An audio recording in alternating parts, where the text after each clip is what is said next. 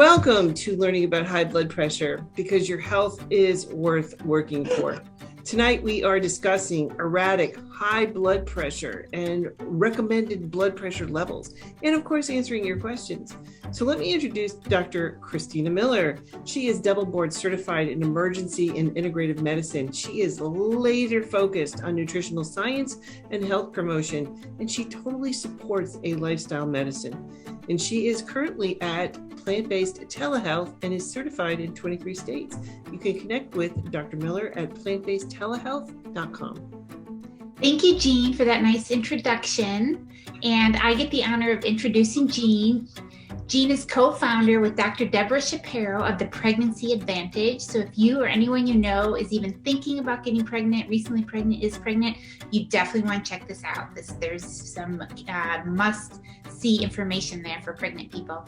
She works one-on-one with people to educate them on living plant-based. You can connect with Jeanne at www.simplyplantbased.net and learn more about all of her programs. This woman works tirelessly, and you will find lots of great free resources, from free cooking videos, recipes, classes. There's even a YouTube channel, Jeanne Schumacher, Simply Plant-Based, and you can subscribe and get her latest videos. Thank you, Chris. So we just want to point out what we discuss is for educational purposes only. Always seek the advice of your physician, before undertaking a new healthcare regime. Absolutely. I have to stress this a little bit more. Please do work with your doctor, especially if you have a medical condition and if you're on a medication for diabetes or for blood pressure, as this is a blood pressure group. It needs to be monitored and it needs to be adjusted appropriately. If you make aggressive diet and lifestyle changes, that's a serious intervention and will get serious results. So you have to be prepared with someone who can help you reduce those. And we want you to do your own research. Don't just listen to us. Do a deep dive, learn more, get excited about your health. Yep, because you only get one body. There's no do-overs. So, all right, let's dive into this. So here, I thought this is an interesting question. They're trying to figure out why I have such erratic high blood pressure, but nothing, and my meds aren't stabilizing me. I've had EKG, EEG, stress tests, kidney, artery, ultrasound, blood tests, all negative. But I've had some issues with some meds because I'm allergic to sulfates and sulfites. So meds he wants me on, I can't be. Is anyone having this experience with all these tests coming back negative? Also, I don't drink, smoke, and I eat healthy. Wow, a lot of things going on here. But one thing we say all the time, I feel like a broken record, you have to get to the root cause, okay? And I know that kind of can be frustrating because all these tests are coming back negative. So, what I picked up on was, I eat healthy. Well, I think, what does that mean? I'd like to know what that means, because my definition of eating healthy is going to be a lot different than other people's definition of eating healthy. So, and this person also didn't mention weight, and most often that is a huge indicator, so I don't know. What are your thoughts, Dr. Miller? Yeah, I agree. First of all, with what you just said. It's really tough to answer this question without knowing this person and taking a holistic view. So it's good that you've had your heart tested, EKG, EEG, stress test. It's good you've had your kidneys tested. That's good. Some blood work done. I don't know what that means for blood work, like what exactly they've tested. So, again, a holistic, I'm looking at everything about your body. So I would want to know things like, was your thyroid okay? What's your nutritional status? Do you have enough vitamin D on board, enough omega-3s for anti-inflammatory? What are your inflammatory markers? Inflammation alone will cause blood pressure to go up. So if you have an inflammatory disorder, we talked about the nutritional markers. You said your EKG and stress tests were okay, but that doesn't tell us if you actually have plaque inside your blood vessels. A stress test doesn't pick up plaque till it's over 70% to about 70% on, it picks up plaque. And so if you have just a little bit of plaque, which could be stiffening your blood vessels, you might be starting to get stiffer blood vessels, which would raise your blood pressure, but it won't pick up on any of these tests. So there are other tests still, like a coronary artery CT scan or a CIMT, carotid intima media thickness ultrasound test that we do. But again, it's just further testing, but there still is more, probably something's going on causing your blood pressure to be high. So for some reason you have stiffer vessels, and I would recommend what Jeanne said. So going to a really clean, whole food, plant-based diet that's simple foods filled with lots of greens, nitrate-rich greens, which are known to vasodilate, and they soften the blood vessel walls. And so whatever the cause is of this high blood pressure, you're starting to soften the walls of your blood vessels and make it easier for blood to circulate through. And so lots of vegetables, with beans, whole grains, no salt, no oils, no sugars. So super simple diet, no processed foods, things like that. I'd want to know your gut health. Are you digesting food? Are you absorbing nutrients? Is your microbiome in balance, right? That alone can raise blood pressure if your microbiome is out of balance, if it's producing inflammatory markers. So your gut health is going to be important. Your hormonal health is going to be important. I don't know what age you are, if you're going through menopause, if you've gone through menopause, if you're stressed out and you've got too much cortisol, if your insulin is too high right now, that's a hormone, if your thyroid is out of whack. So those are possibilities that could alter your blood pressure. We always talk about stress, and I can't stress it enough, the importance of dealing with stress. And so what is your life going on? Are you stressed out about your blood pressure and it's staying high? Because we can't, we need to become more parasympathetic and bring things down to help relax those blood vessels.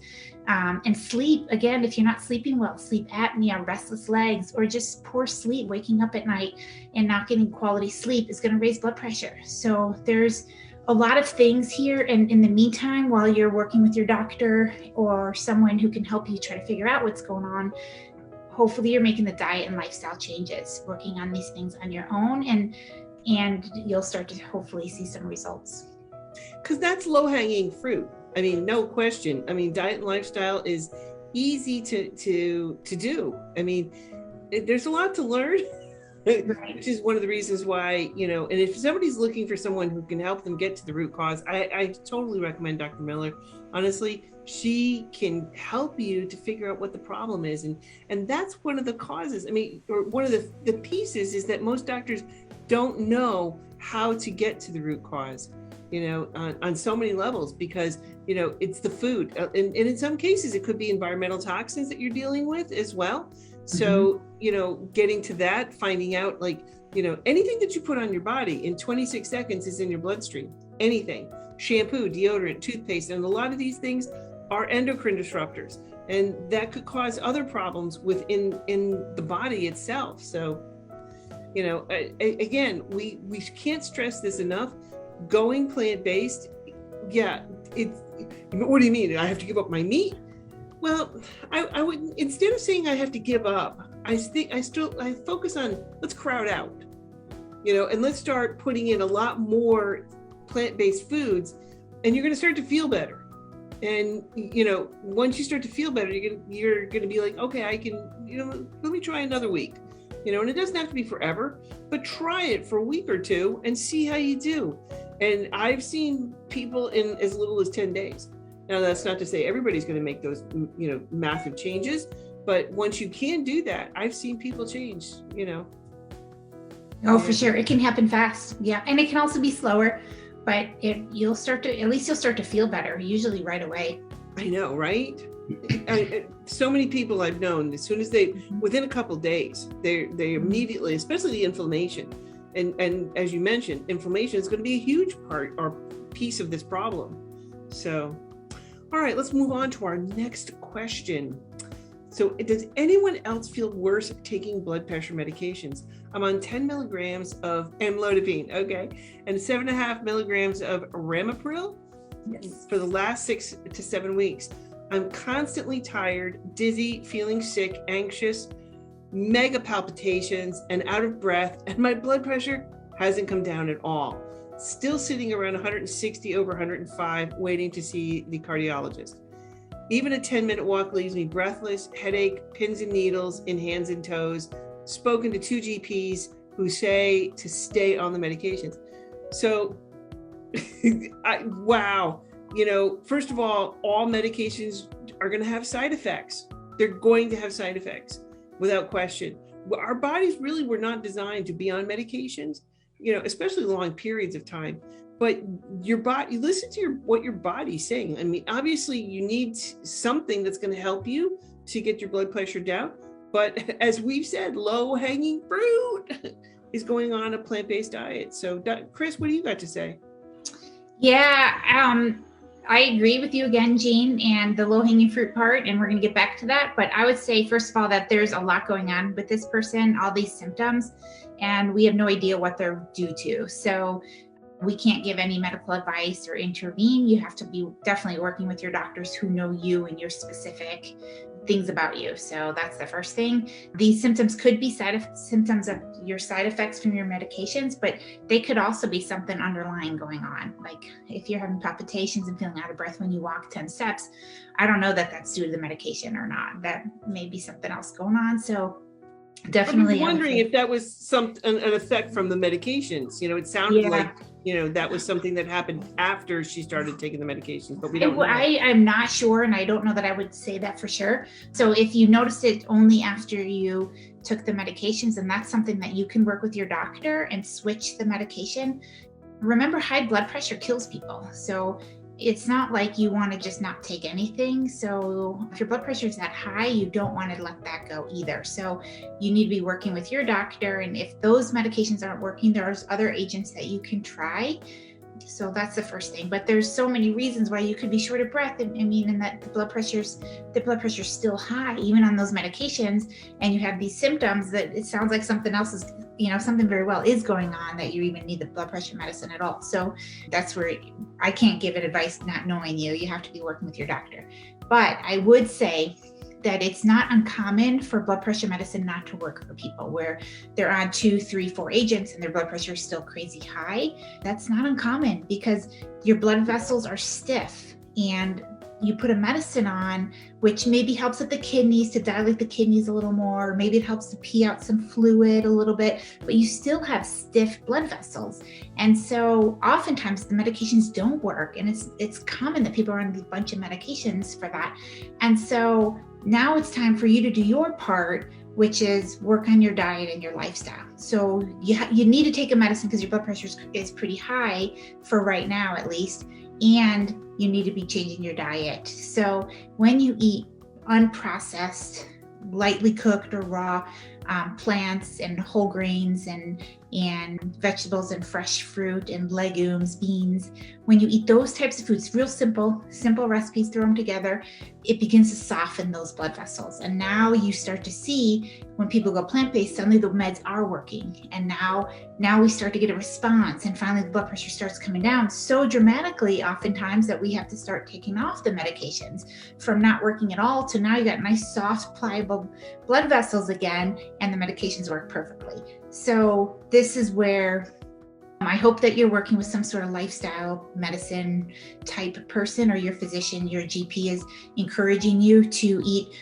good food, clean, whole food like we're talking about, to be working on your sleep, to be working on your stress relaxation activities every single day. I do them myself every single day. They're so important.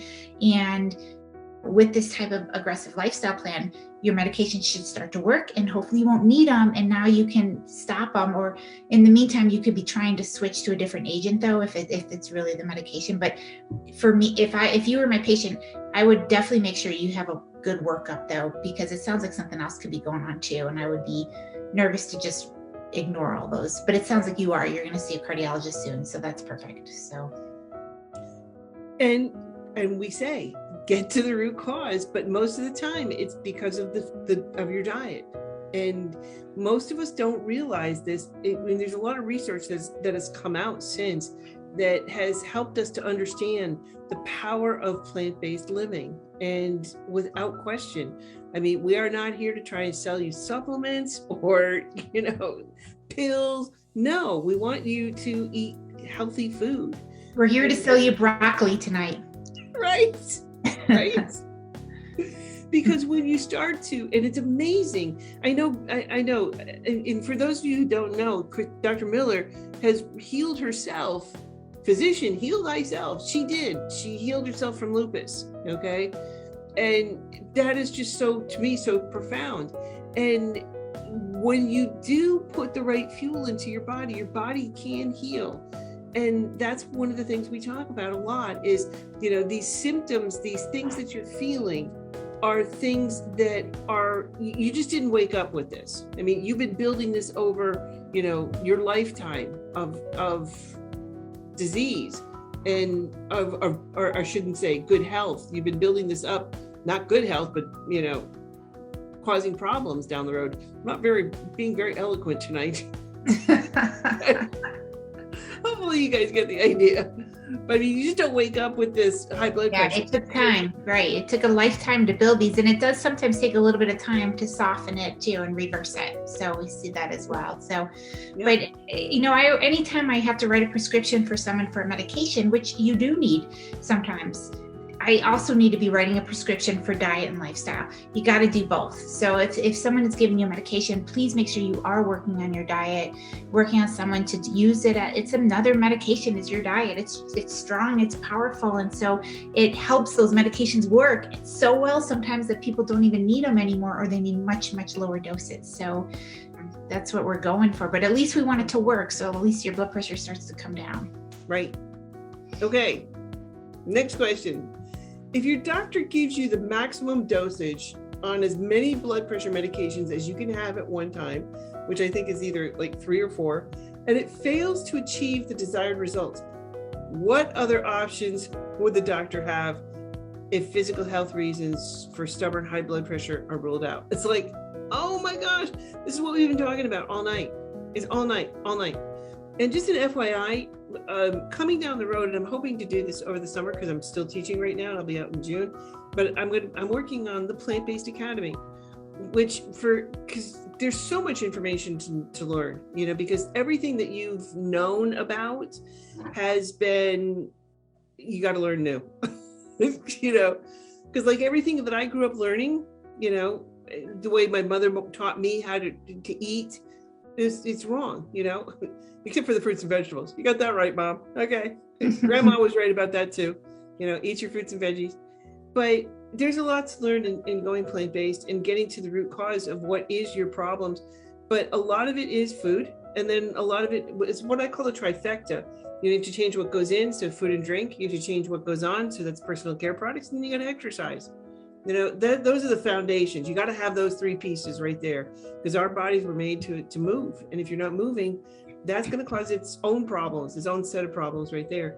But going whole food, plant-based, if you're on 4 medications and they're not working, try food. What do you got, Chris? I agree completely. So I would say that we said previously, that there's a lot of people who the medications aren't working. If you have stiff blood vessels, the medications may not work, and that's not uncommon. It's definitely not uncommon. And that's why they have combinations of 2, 3 medications, so people can take one pill and get all 3 medications all at once, because they know that 1 doesn't work, 1's not enough, 2 aren't enough, 3, it takes that much for these stiff blood vessels. And even then, they don't get very good results. And even if they do get a lower blood pressure, they don't necessarily decrease mortality or help people live longer, because you still have the underlying cause going on. So really you want to get to work on softening those blood vessels, and that's going to come from diet and lifestyle. So, and I would add to your trifecta, when you say what goes into your mouth, it's food and drink and thoughts. 3 things to add to what goes in to your body. But I would say that maybe this is a wake-up call for you. Jeanne and I both had wake-up calls, and that's what helped us change our diets and lifestyle and overhauled everything. So if you are on several medications and they're not working, that's a sign from the universe that it's time to take things into your own hands and make some lifestyle changes and change your diet. And then hopefully, at the very least, these medications will start working, and at the best, you won't need so many medications.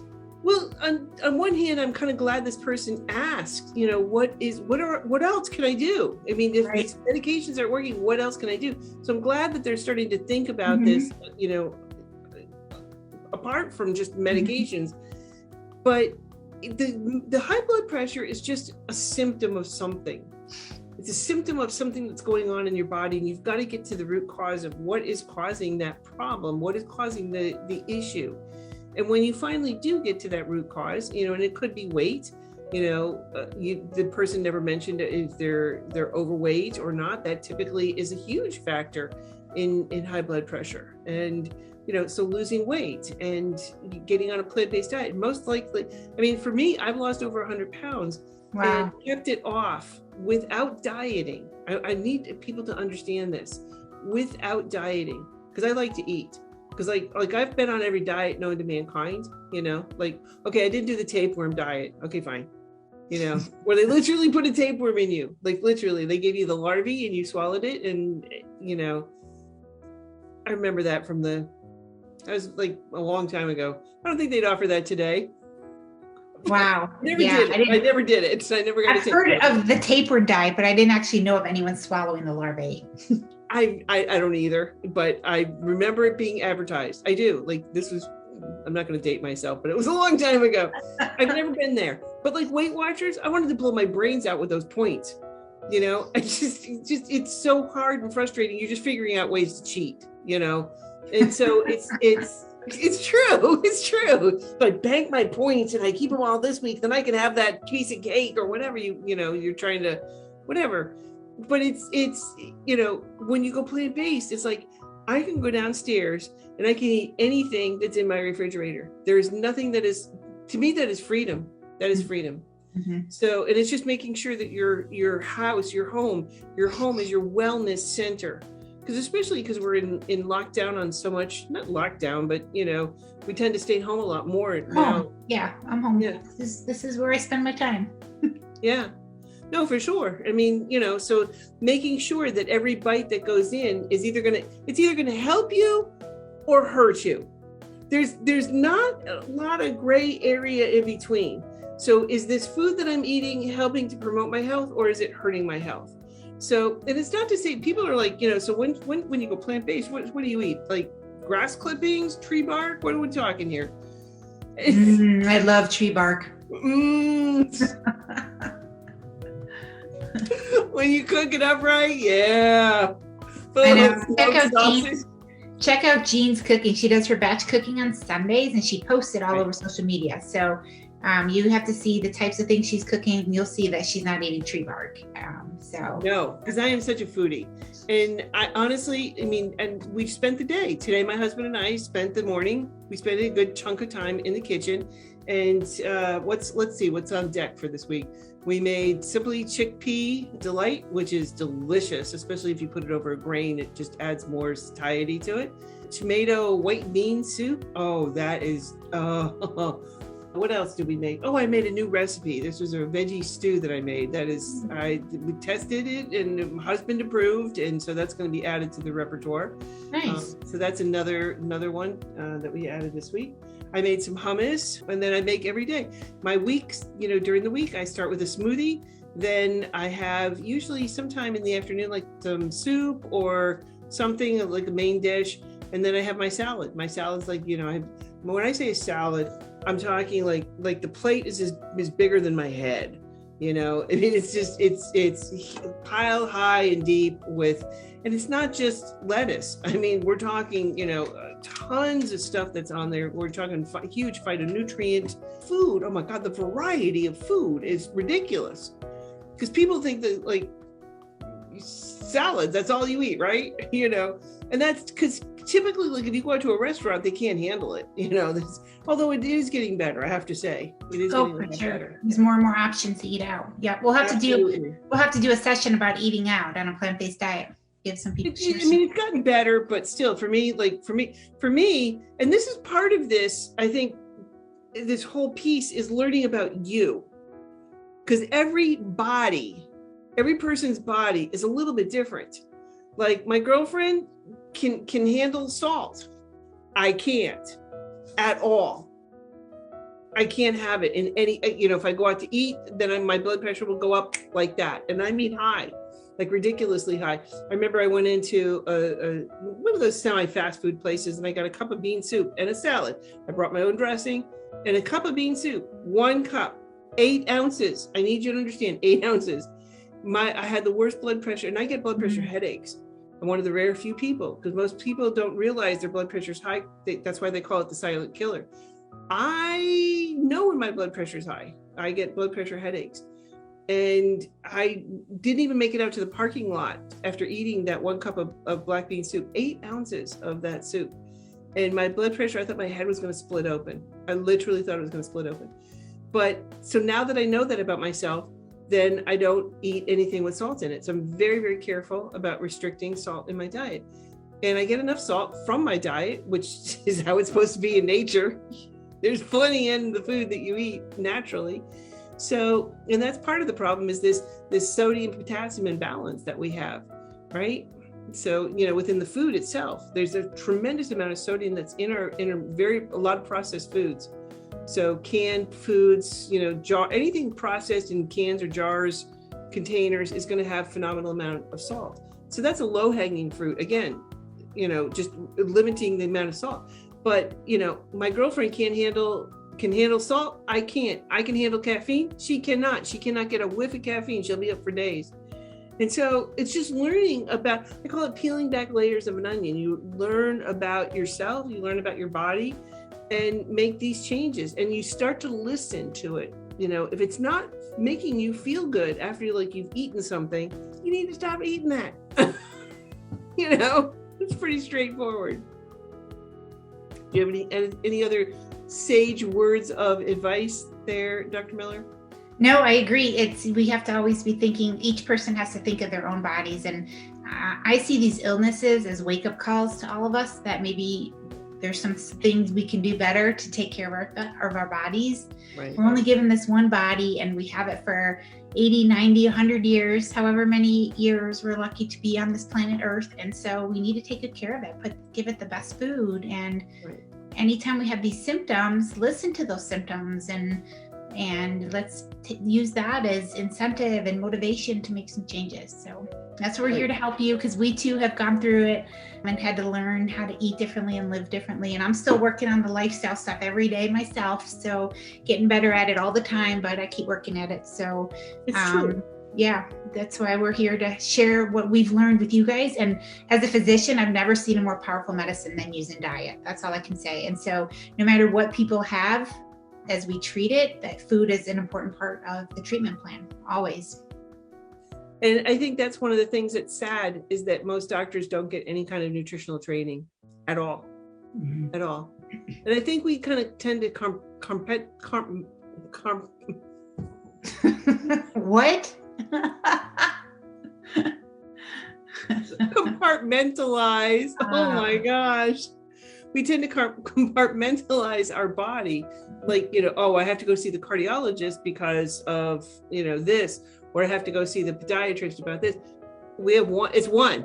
We have one body. It's not like broken up into parts. It's not like you can go and down to the parts store and get some new parts and replace it.